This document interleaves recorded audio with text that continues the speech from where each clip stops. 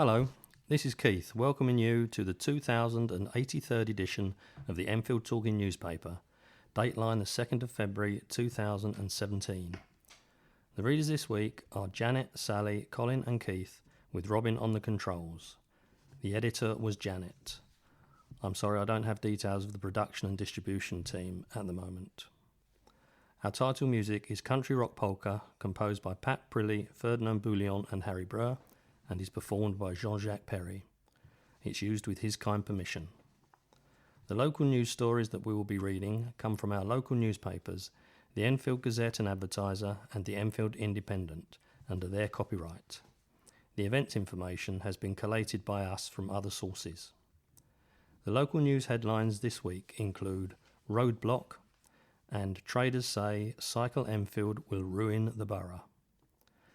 We have no special news items and notices this week, so I'll now read out the sunrise and sunset times for the 2nd of February.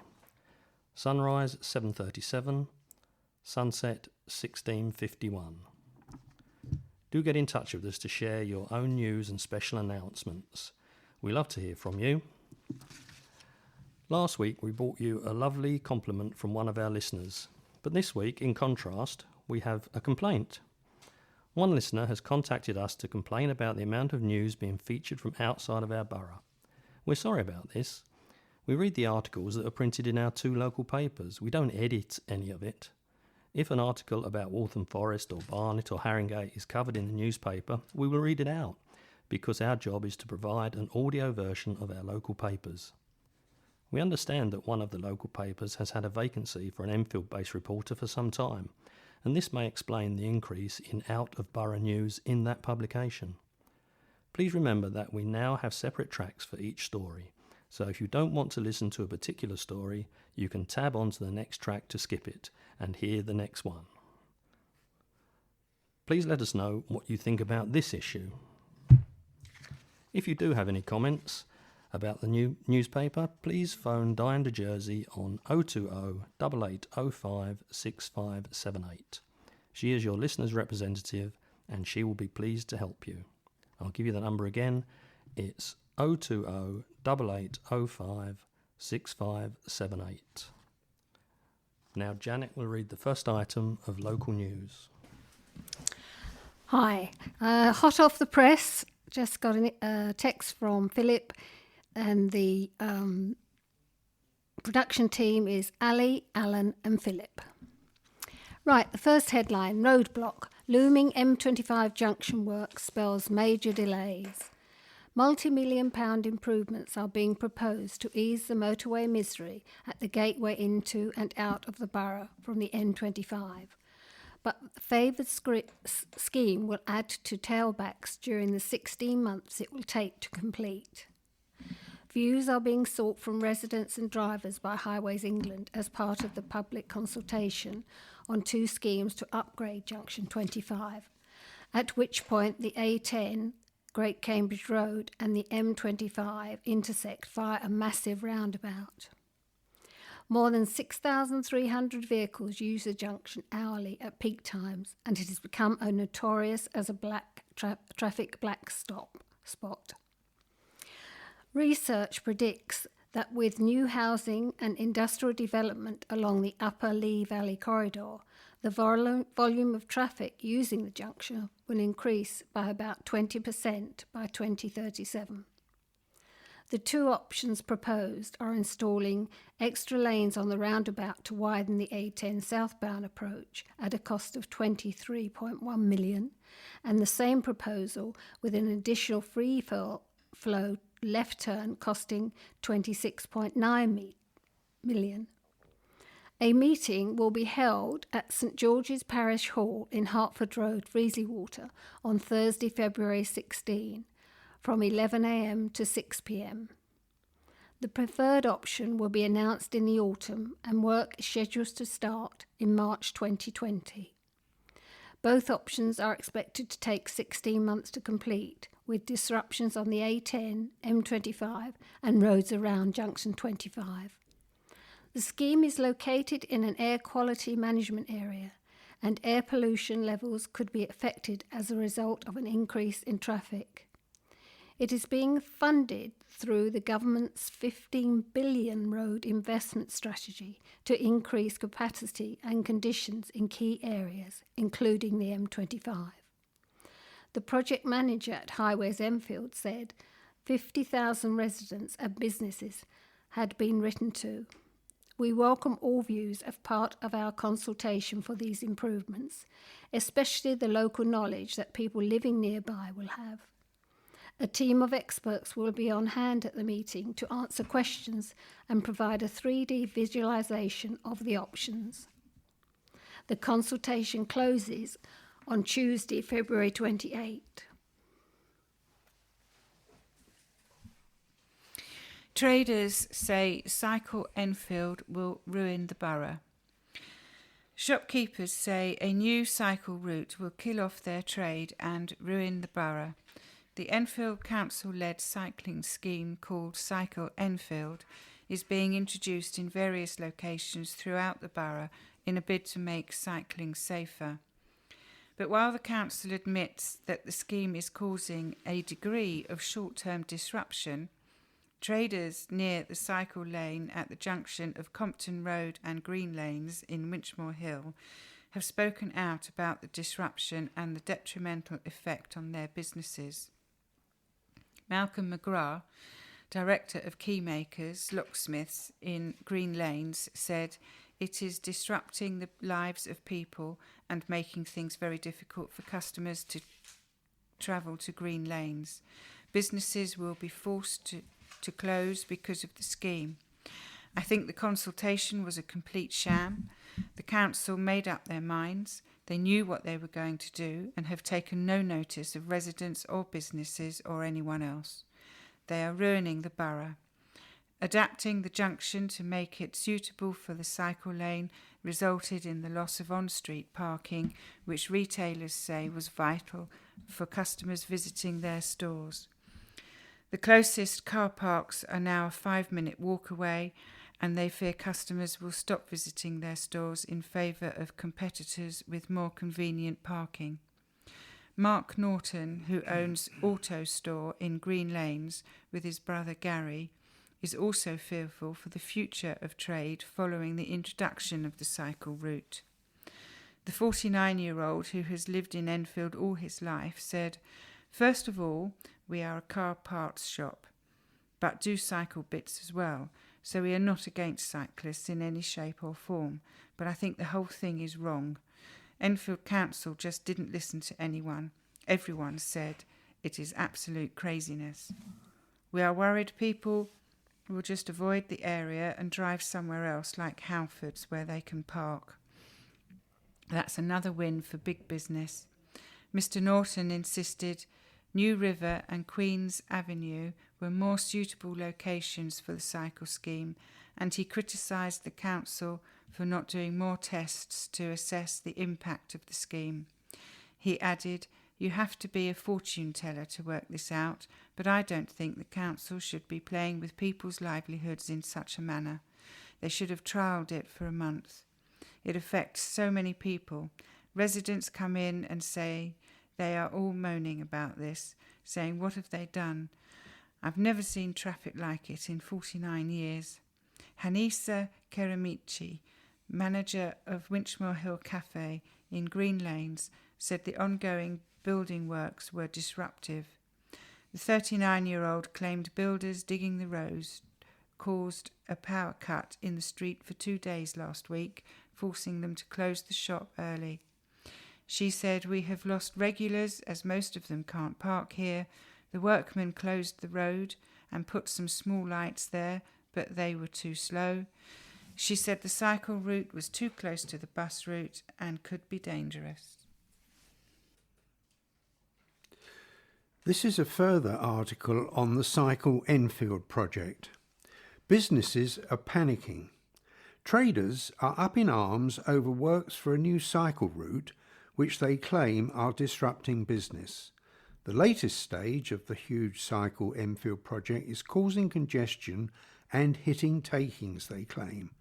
Rich Turner, manager of Lord's DIY, complains that work at the junction of Ridge Avenue and Church Street to create the A105 route is punishing traders. His shop is in Bush Hill Parade, and the A105 is often thick with traffic. He said, businesses are panicking. We have 27 shops in the area. I am just on the edge of where the main works are, and my business is down by 23% since the work started on January the 9th. If mine is down by that much, then you can guarantee others are doing worse. I'm looking at another 4 months of lost trade if this is anything to go by. He has criticised shockingly poor reports on the creation of the cycleway and says nobody spoke to businesses along the route. Mr. Turner says that routes using back roads rather than main roads should have been considered, and London Mayor Sadiq Khan should visit the site. A petition, which can be signed in Mr. Turner's shop, calls for the work to stop and for Enfield Council Cabinet Member for Environment, Daniel Anderson, to resign. The Cycle Enfield proposals across the borough will cost about £42 million over 4 years, and the council says that more cycling will cut congestion, improve air quality and have health benefits by reducing obesity. The council said Cycle Enfield is a once-in-a-lifetime opportunity to dramatically improve the borough's transport links and regenerate our town centres.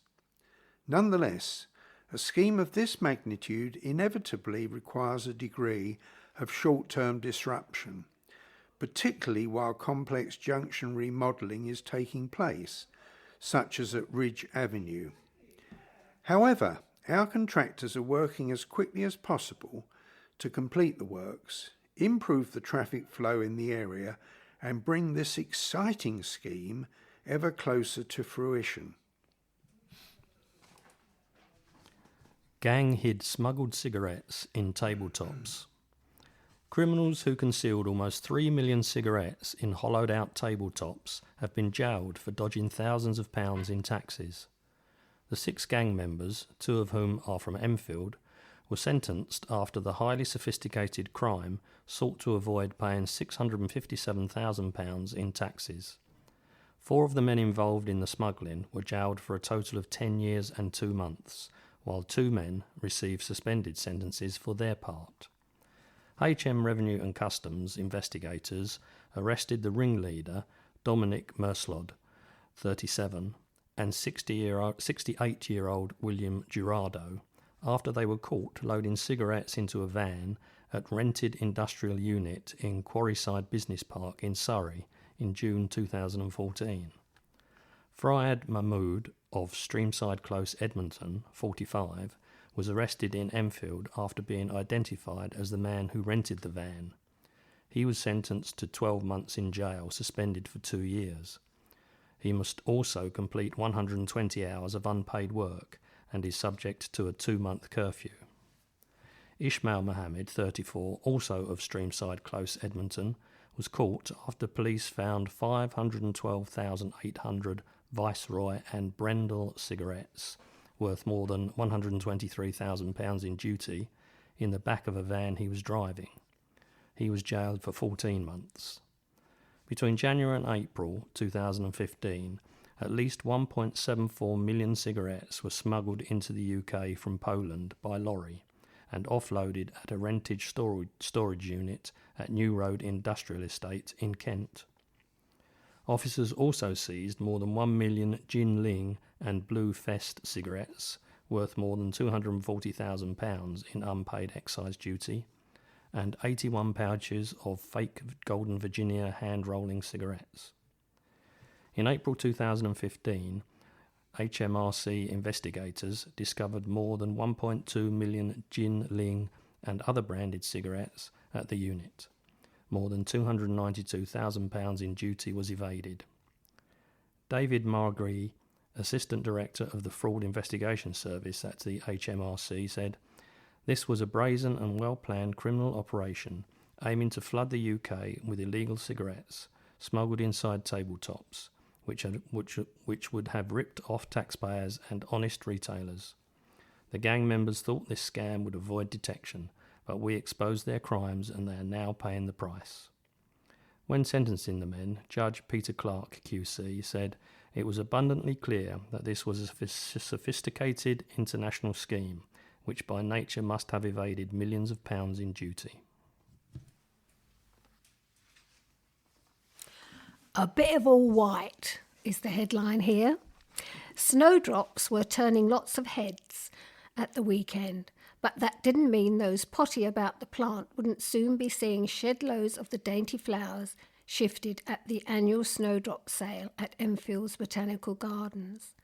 Hundreds of enthusiasts, from novice admirers to fanatical collectors, flocked to Middleton House in Bulls Cross, mainly for the opportunity to see and buy a new snowdrop variety discovered in the gardens in 2008, which went on sale for the first time to the public. A national competition to name it was devised for its launch, with the winning suggestion Market Cross. The winner received the first specimen as a prize, while others were snapped up within minutes at £80 a plant. But that wasn't inexpensive compared to the Golden Fleece variety of snowdrop, which was also on sale and which cost £1,000. We have had a terrific response to our snowdrop naming competition, said head gardener James Hall. We received some very invented entries, as well as some unusual and quirky names, such as Snowy McSnowdrop, Irishman's Shirt Tails, and Middleton Snow. It was a tough decision, but we finally chose Market Cross, which was appropriate because, as well as the flower petal arrangements of the new plant relating to a cross, this entry has a connection to the gardens, and we are currently in the process of restoring the rose garden, which had the old Enfield Market Cross as its centrepiece. This is a letter from Tom Deuce, headed, "We all have a duty to cut car journeys." I welcome David Burrows' commitment to expand central London's ultra-low emission zone to the A406, mentioned in last week's papers, but recognise that merely charging the drivers of the worst polluting vehicles will not sufficiently tackle our borough's toxic air pollution problem. Currently, merely breathing in our polluted air results in 9,000 premature deaths in London annually. This averages out as 273 in Enfield alone. Air pollution kills about 25 times more people annually than road traffic collisions. With so many Enfield schools near our most polluted roads, this has a huge impact on local young people.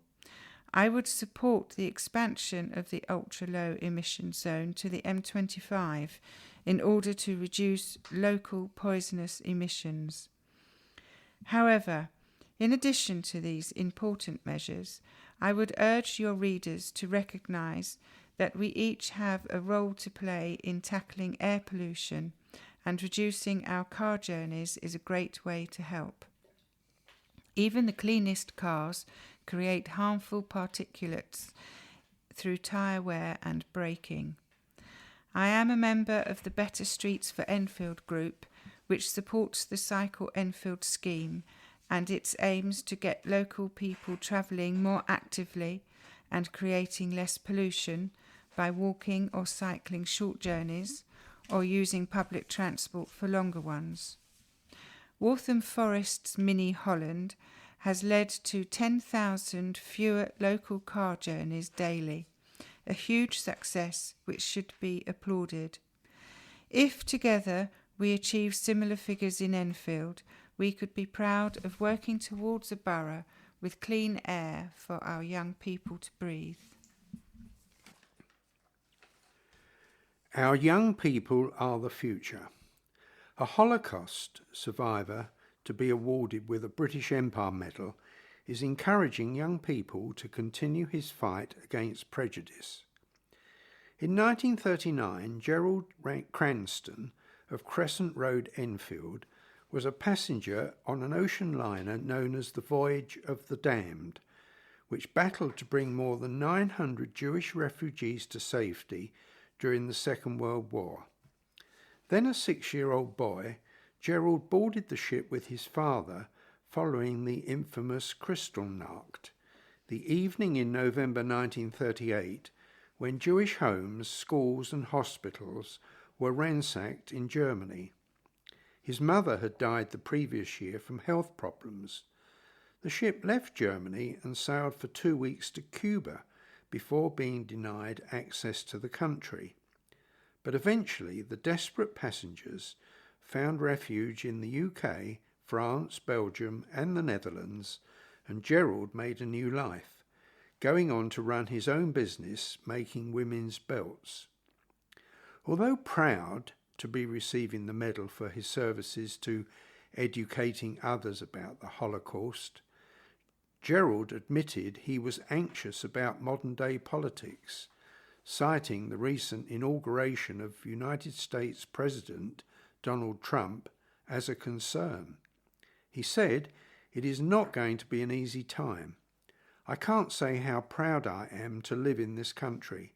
It gave me my life, it gave me a home, it gave me a good business, and I built that business up successfully. I just hope the tolerance and fair-mindedness that the British people always had will come to the fore again." He also cited the importance of young people standing up and making a difference, adding, "I am a dinosaur. I am extinct. Young people are the future. If they don't fight against prejudice, this country is doomed."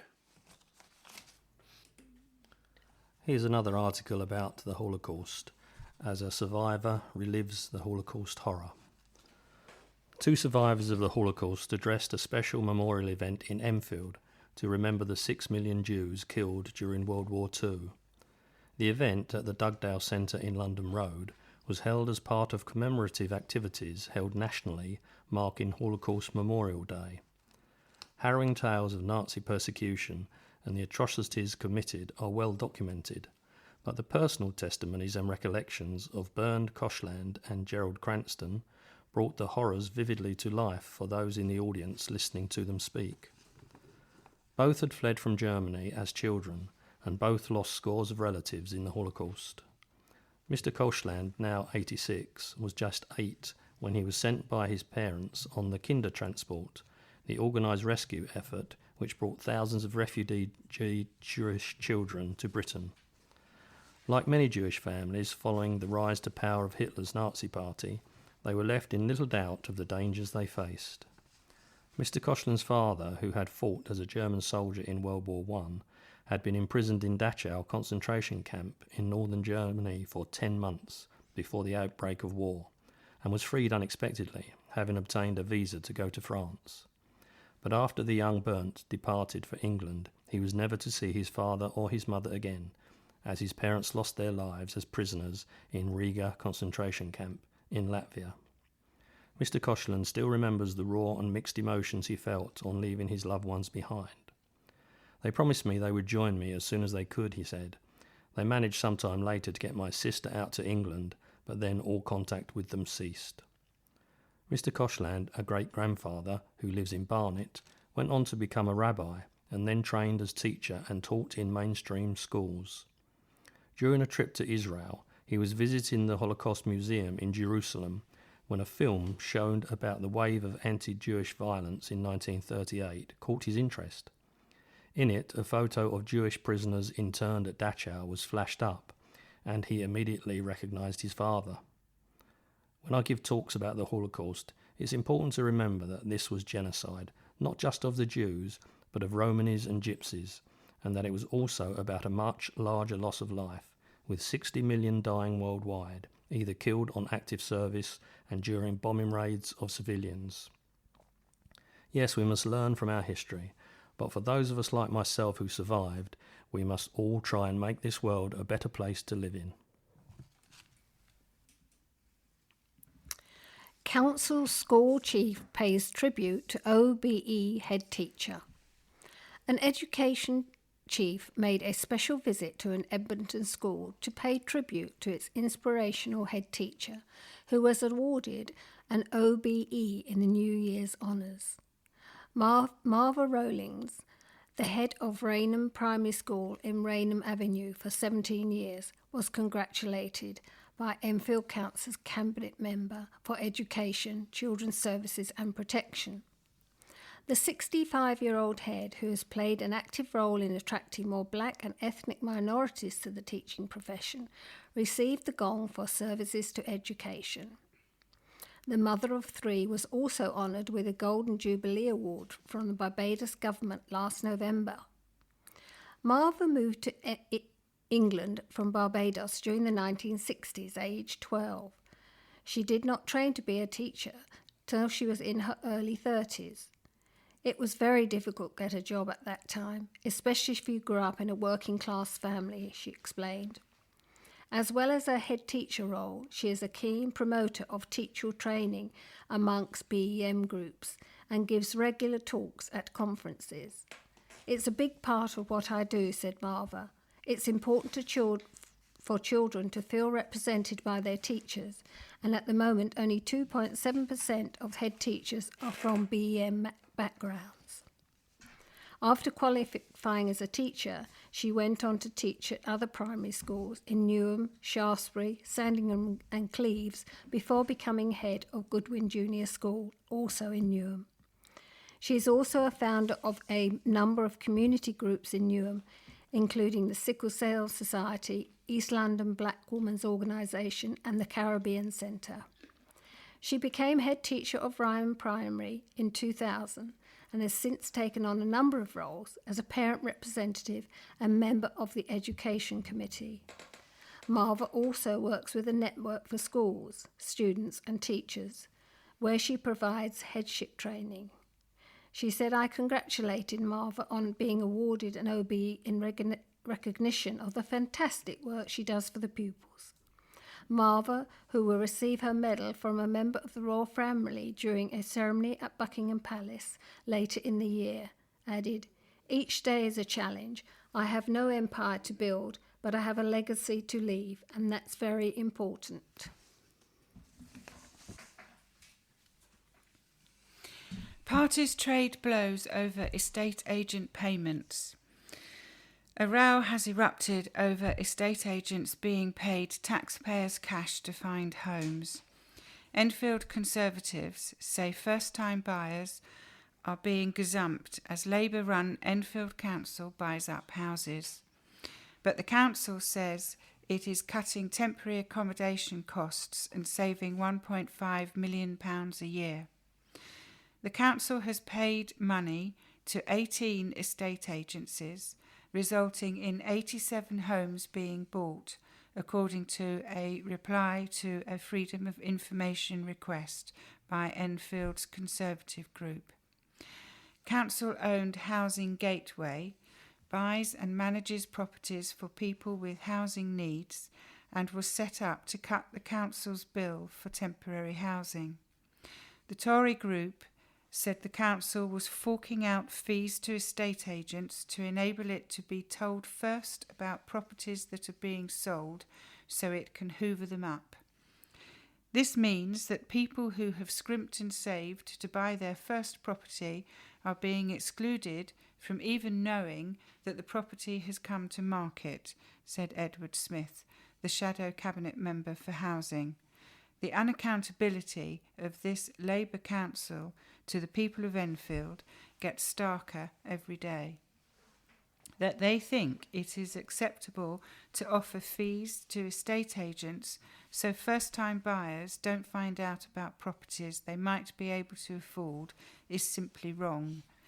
And to then refuse to say how much money they are handing over, shameful. It would be great if the Cabinet Member for Housing agreed to meet first-time buyers in the borough and justify to them his behaviour in making it so hard for them to buy a property. It would also be good if he came clean and explained how much money he has sanctioned be handed over. The council said that details of how much was paid to estate agents was not released because it was commercially sensitive. Ahmet Oykana, Cabinet Member for Housing and Housing Regeneration, said it is inaccurate, untrue and irresponsible to falsely accuse the council of gazumping first-time buyers. Housing Gateway seeks to acquire 2, 3 and 4-bedroom family homes to reduce temporary accommodation costs for families, whereas the vast majority of first-time buyers in Enfield purchase 1-bedroom properties. What this report also fails to mention is that the council is actively increasing the amount of affordable housing in the borough through both large and small housing developments across Enfield, which will make it immeasurably easier for first-time buyers to get on the housing ladder.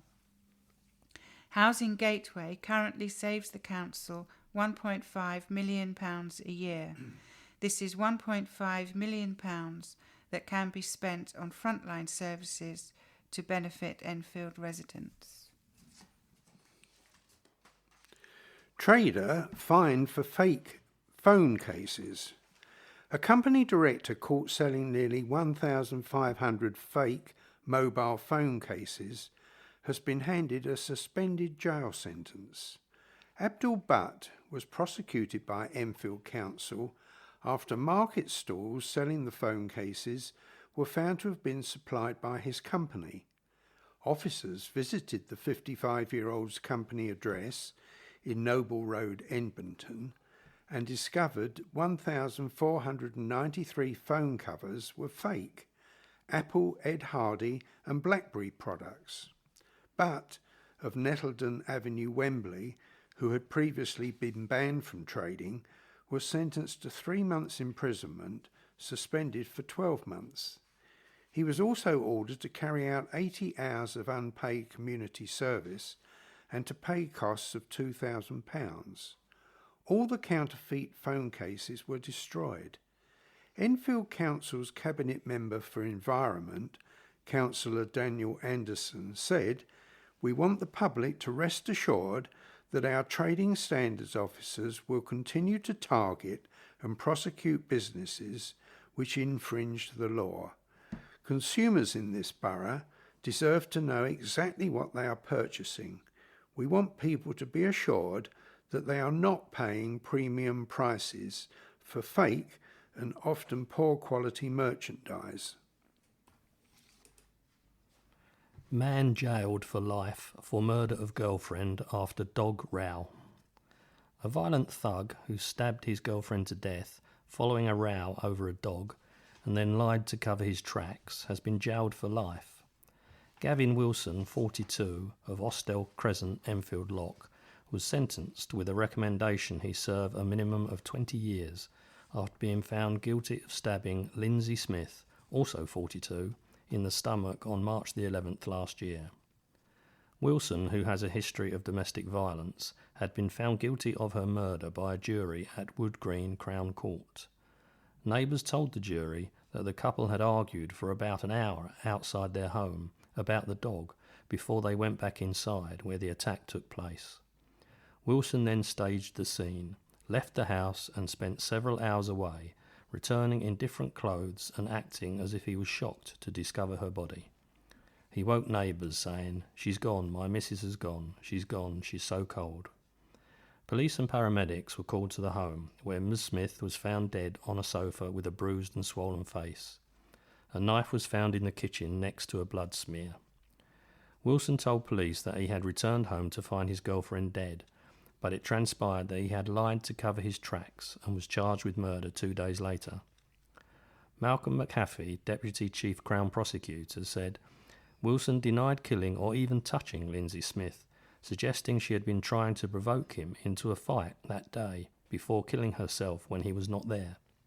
He was lying and had a history of violence against Ms. Smith and had subjected her to another attack before he killed her. Detective Inspector Paul Considine from the Met Police's Homicide and Major Crime Command said he was pleased with the conviction. He said there was a history of domestic abuse between Wilson and Lindsay, and on this particular day tensions boiled over and resulted in Wilson stabbing his girlfriend to death. He then lied to try to cover his tracks, but evidence gathered by officers disproved his account, and I am pleased at his conviction. Rhyme pays for talented pupils. Children enchanted VIP guests with their poetic prowess. Youngsters at Westgrove Primary School in Chase Road, Southgate, recited odes as part of their studies. And Enfield Mayor Bernadette LePage was among the judges to hear them. She visited the school to help choose the 3 youngsters who won awards. Head teacher Angela Campbell said, "We have 15 classes and every class from year 2 and above had an entrant, so there were 10 children who were chosen by their peers. They were allowed to use props and act, and we had prizes for the infants, upper and lower primary winners. It's all about them being able to remember and recite poetry. It went very well. The mayor said it was really lovely, and it showed that these children are very gifted in poetry and could shine." Meridian Water Scheme is a win-win, says Khan. Mayor of London Sadiq Khan toured the site of Edmonton's £6 billion Meridian Water Scheme, declaring the regeneration project a win-win. The massive scheme will eventually deliver 10,000 new homes and 6,700 new jobs on 210 acres of former industrial land on the banks of the River Lee. It was win-win, explained Mr. Khan, because land left derelict would be brought back into use to help solve the capital's chronic housing shortage, while many of the workforce constructing it would be local residents equipped with the skills as part of apprenticeship and training schemes. Construction on the first 725 of those new homes is underway. The great thing about this development is that it's a win-win, said the mayor. It means a brownfield site has been brought back into use to build much-needed homes, many of which will be affordable to buy or rent for local residents. And the developers will train up local residents for many of the construction jobs, he added. Enfield Council received £33.45 million from the Greater London Authority in October last year to kickstart the first phase of the regeneration project. To start off with, 40% of the homes will be generally affordable, and we're trying to get that to 50%, if not higher, said Mr. Khan. And that means making sure we help the council with parcels of land that are available and working with the council to make sure they clean up and decontaminate land that is polluted. He said it would take a significant amount of money to bring it back into use. He said it was not unreasonable for the council to ensure that there are also homes on offer to the private sector, as that revenue stream subsidised the affordable housing to be built. A new railway station is to be built as part of the Meridian Water Scheme, connecting to Crossrail 2, and is scheduled to open in 2019. It's a partnership approach, and it also means working with the council to make sure there are good public transport links with the new station, added Mr. Khan. Defeat hits playoff bid. Enfield Town's hopes of reaching the Ryman League Premier Division playoffs suffered a setback as they slumped to a surprising 1-0 defeat at home to lowly Burgess Hill Town. A fantastic run of just 2 losses in 22 matches in the league had seen Town climb up to 5th place in the table, but they were unable to replicate that form in this match as they produced a lacklustre display, with their cause not being helped by having to play with 10 men for most of the second half following the needless dismissal of Scott Shorten. "It was disappointing to put in a performance like that," said manager Bradley Quinton. "We just didn't play our normal game, and we gave ourselves an uphill task by having to play virtually the whole of the second half with 10 men. Even when we went down to 10 men, I thought we could have snatched a point, but we overplayed at the wrong times and passed the ball sideways too much. We've been on an excellent run, but this defeat has let other teams back in it, and it's very important that we get back on track." It had initially looked as if the hosts would be able to maintain their good run as they started the match in positive fashion, with Harry Ottaway seeing a 20-yard volley flash wide in 5 minutes before Bobby Devine was thwarted by Burgess Hill keeper Max Huxter after finding himself through on goal soon after. But the early promise quickly dissipated as Town became increasingly sloppy in possession, and they had a lucky escape on 28 minutes when Billy Medlock fired across the face of goal after Toby Pointing had latched onto a poor clearance from Mark Kirby. There was no let-off for the hosts 10 minutes later, though, as Medlock beat the offside trap and broke down the right before squaring to leave Tyrrell Richardson-Brown with a simple tap-in. Devine's fierce 20-yard shot was parried by Huxter moments later, but Town were fortunate not to fall further behind on the stroke of half-time when Medlock fired wide after finding himself through on goal. Town's task became even harder on 52 minutes when Shorten collected 2 yellow cards within a matter of seconds, firstly for persistent fouling and then for showing clear dissent at the initial booking. Despite their extra man, Burgess Hill showed little attacking intent in the rest of the contest, as they seemed happy to sit back on their lead. Mickey Parcell had 1 shot blocked at the end of a surging run and saw another effort saved by Huxter, but Town rarely looked like getting back on level terms. However, the hosts could easily have snatched a point they barely deserved deep in stoppage time when Kirby found himself clean through on goal, but he was denied by a superb save from Huxter as Burgess Hill held on. Having visited Metropolitan Police, Enfield Town go to Wingate and Finchley before hosting Billericay Town. Meanwhile, Town's match at Tunbridge Angels, postponed because of a frozen pitch, has been rearranged for February the 14th at 7:45. Are you living on your own and need some advice?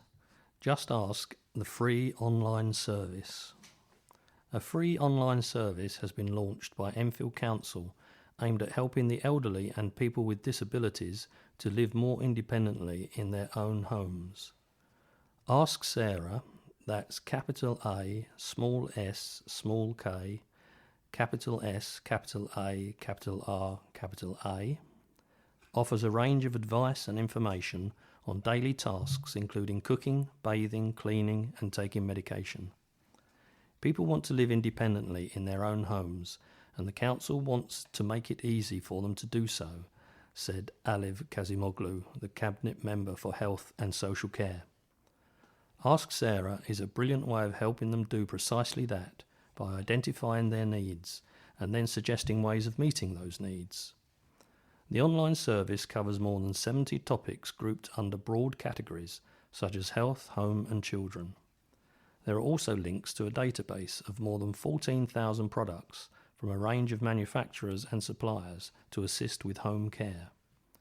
Within each heading, there are categories that focus on specific aids, and users can answer questions to help them identify their concerns across all aspects of life, added Ms. Kazimoglu. I hope people of all ages will find Ask Sarah helpful. The online advice has been written by the Disabled Living Foundation's team of occupational therapists and governed by the NHS's information standard. The service can be accessed via the Council's website by clicking on Ask Sarah. And again, that's capital A, small s, small k, capital S, capital A, capital R, capital A. It was Labour who saddled the NHS with debt. This is a letter from Councillor Terence Neville, leader of Enfield Council Conservative Group. I am responding to the letter from Joan Ryan. Underfunding puts huge pressure on the NHS. Advertiser, January 25th. It is difficult to know where Ms Ryan has been for the last few years when she says that the Conservative Party is no friend of the NHS.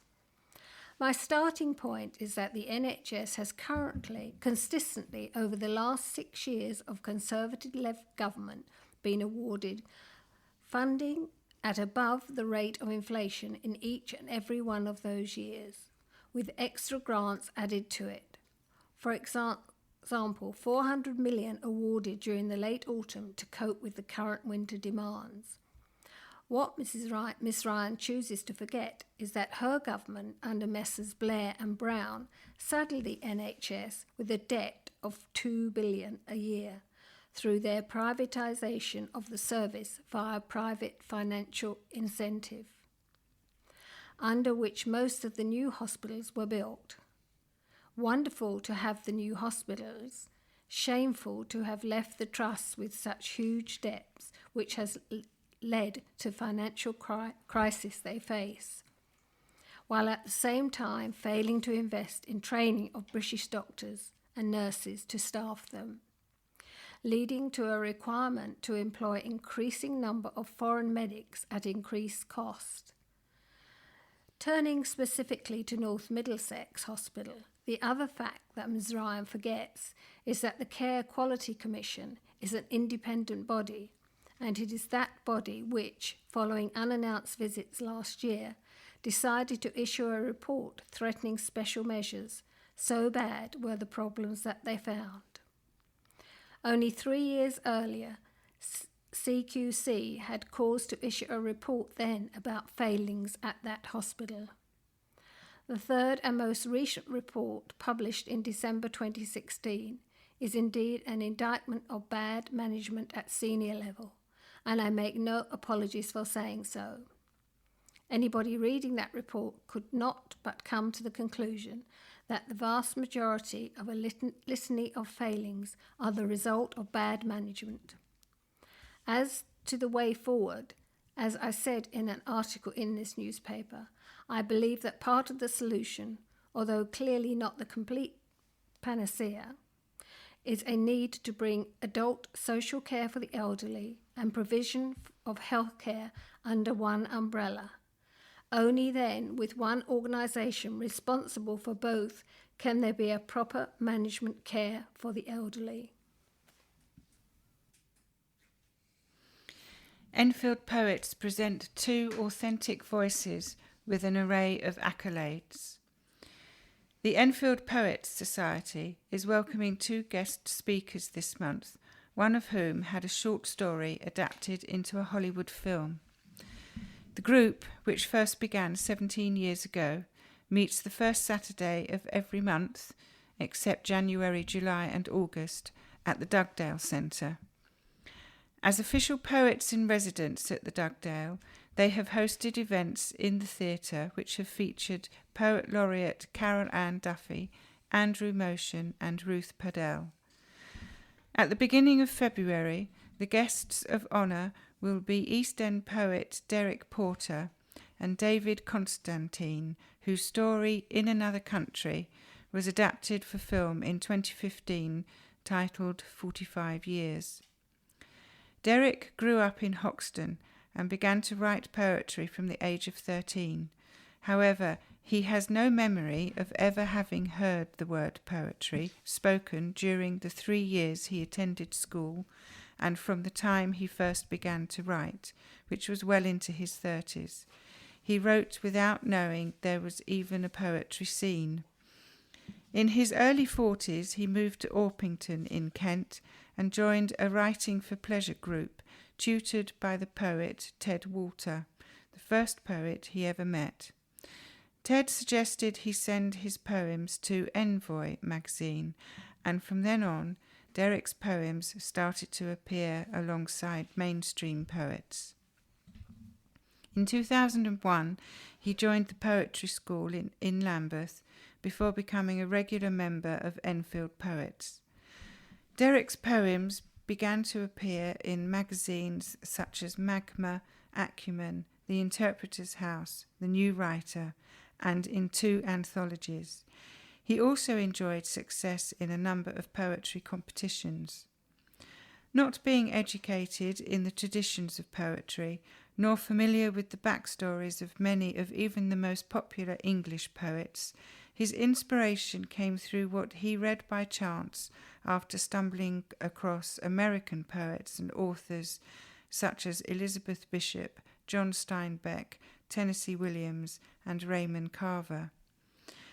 Derek's first full collection, called The Voices of Hoxton, was published in 2015, and he is now working on his main collection, The Art of Timing.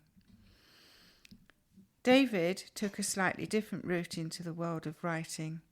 Born in Salford in 1944, he worked for 30 years as a university teacher of German language and literature. Over the years, he has published several volumes of poetry, with his most recent work being 9 Fathom Deep in 2009.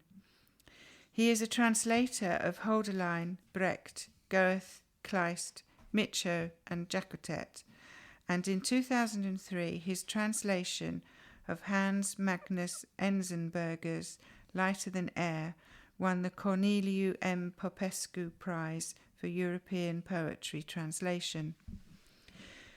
David's 4 short story collections are Back at the Spike, as well as the highly acclaimed Under the Dam, The Shieling, which was shortlisted for the 2010 Frank O'Connor International Short Story Award, and Tea at the Midland, which won the BBC National Short Story Award in 2010, and the collection as a whole won the Frank O'Connor International Short Story Award in 2013. David currently lives in Oxford, and until 2011 he edited Modern Poetry in Translation with his wife Helen for 10 years. David's short story, In Another Country, which has been adapted into 45 years, which has been turned into a film directed by Andrew Haigh and starring Tom Courtenay and Charlotte Rampling. This film won 2 Silver Bear Awards at the Berlin Film Festival and has also been nominated for 9 other international accolades. He is also the author of Fields of Fire, A Life of Sir William Hamilton Davies, and wrote a novel called The Life Writer, which was published in 2015 alongside In Another Country Selected Stories to mark the release of 45 Years, the film, in the UK. Parking causes chaos in quiet cul-de-sac. Neighbours plagued with parking problems are warning that it's only a matter of time until disaster strikes. People living in Autumn Close, off Carterhatch Lane in Enfield, say their narrow cul-de-sac has become so busy that they struggle to leave their homes as people frequently park in front of their driveways. Despite meeting with Enfield Council last year to discuss the issue, residents claim nothing has been done. Dr. Kieran Coolho, who has recently completed a PhD in religion, is disappointed the council has not acted on the issue. He said, "When things are not monitored, danger lurks. What makes it so dangerous is the minibuses are going on the pavements and kids are going to school. I'm just waiting for some kind of catastrophe." The cul-de-sac is now the site of a block of flats, an antenatal clinic, a specialist school and a primary school, which has been extended, as well as 20 houses. Dr. Coolho claims the problem started about 10 years ago after Russet House School was built, with minibuses taking children to school and trucks making deliveries during the day, partly to blame. There are also 2 other schools in the area, Carter Hatch Infant School and Carter Hatch Junior School. Dr. Coolho said delivery drivers frequently park on yellow lines, and people often park across his double driveway, making access very difficult. The Enfield Independent spoke to resident Margaret Canham, who said her car had been hit by school coaches so many times. Fellow resident Elena Buna says the problem has got so bad that whenever she needs to use her car, she is 99% sure she will be late due to slow traffic and people blocking her driveway. The 48-year-old housewife said it's just really hard because it's impossible to get in the house. It's really difficult. I'm getting used to it now, but it's so annoying. I can't park on my own driveway. It's really bad. I think everyone in the street will say terrible things. I'm really concerned about safety. I go out and see kids running. People are sometimes careless. They let the kids run and it's really dangerous.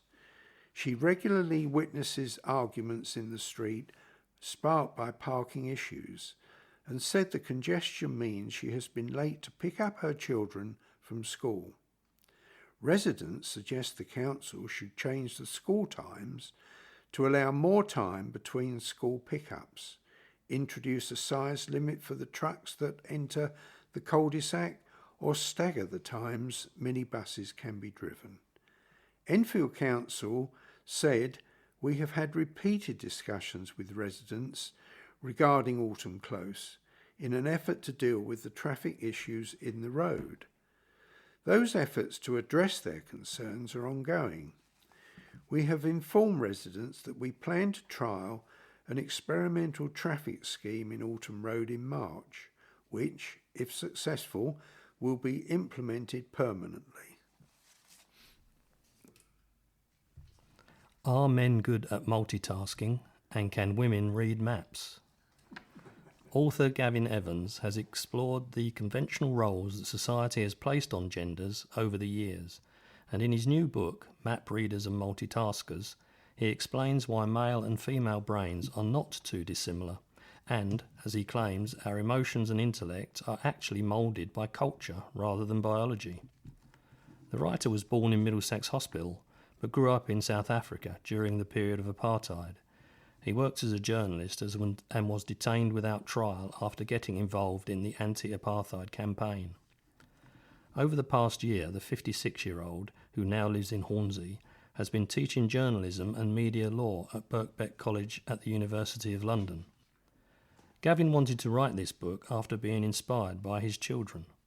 While his 2 daughters were growing up, he found that he disagreed with self-help writers and evolutionary psychologists who put girls and boys in different categories. After conducting his own studies by immersing himself in evolutionary biology, neurology and cognitive psychology, Gavin discovered the differences between the brains and minds of males and females were hugely exaggerated, and that a great deal of what we think of as typically masculine or feminine was a result of culture and not genetics. As a result, he began to write Map Readers and Multitaskers to counter the myths that still get cited as conventional wisdom, such as women are better at multitasking than men, women are more verbal and talk more than men, or that baby boys are more interested in objects and girls in faces. Gavin studied law for a year at Southwest Texas State University, then majored in economic history at the University of Cape Town, and followed that with a postgraduate degree in the same subject in order to keep out of the apartheid army.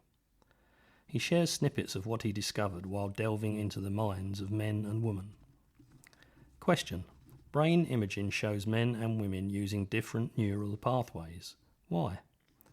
Answer: it has been over-interpreted based on prior assumptions of major behaviour differences between men and women. If you make the opposite assumption, then what it shows is that people can use different neural pathways to reach the same outcomes. After all, left and right-handed people and big-headed and small-headed people use different neural pathways. Question: but we know that women are better at multitasking. Answer: there have been 2 big studies on multitasking. The English one showed a tiny edge for women. The Swedish one showed the opposite. Men had the slight edge. Either way, there was nothing in it. Question: why do male babies spend more time looking at objects and female babies at faces? Answer: they don't. The problem with this single study was that the researcher was aware which babies were boys and girls. Since then, better designed studies, where the researcher did not know the sex of the babies, found no difference between boy and girl babies when it came to faces or objects. Question: why do women talk far more than men? Answer: they don't. This came from the author Luann Brizendine, who claimed women use 20,000 words a day, men 7,000. She publicly withdrew the claim after admitting she lifted it from a self-help book. Later, a study involving 32,000 Americans and Mexicans, which involved snatches of their conversation being recorded, found that men and women use the same number of words each day. Question: are women better at nurturing because of their hormonally prompted maternal instinct? Answer: this idea is based on evidence of increased levels of the love hormone, oxytocin, and of the social bonding hormone, vasopressin, during pregnancy. Boys and girls have similar levels of these hormones, but pregnant women do experience a surge.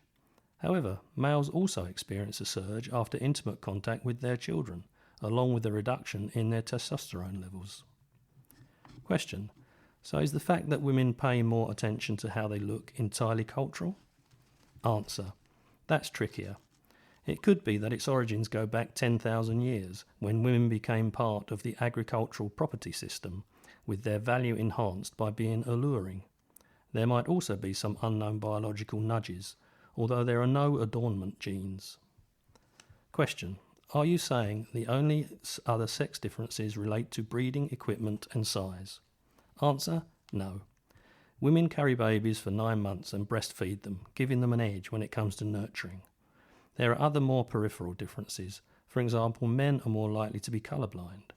But most differences are exaggerated, and many are simply invented.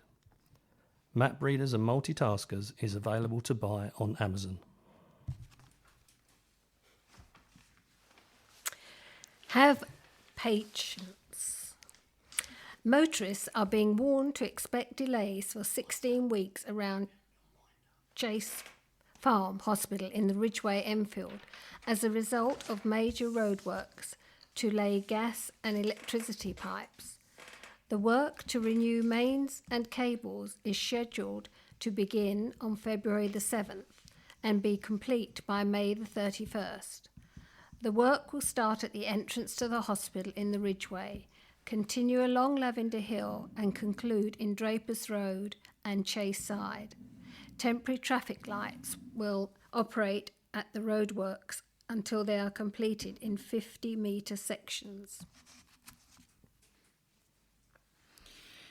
Don't let Trump visit Queen.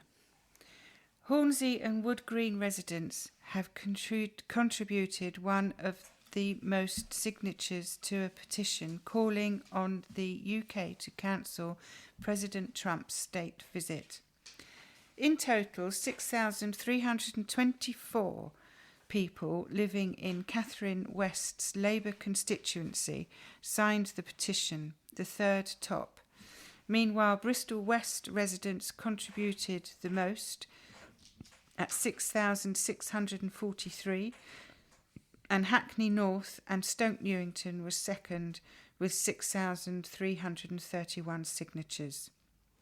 The government petition, launched by Graham Guest from Leeds, passed 100,000 signatures, reaching the target needed for MPs to consider holding a debate on it in the House of Commons. The petition then gained more than 1 million signatures in a backlash to Trump's controversial ban on citizens from 7 Muslim-majority countries from entering the US.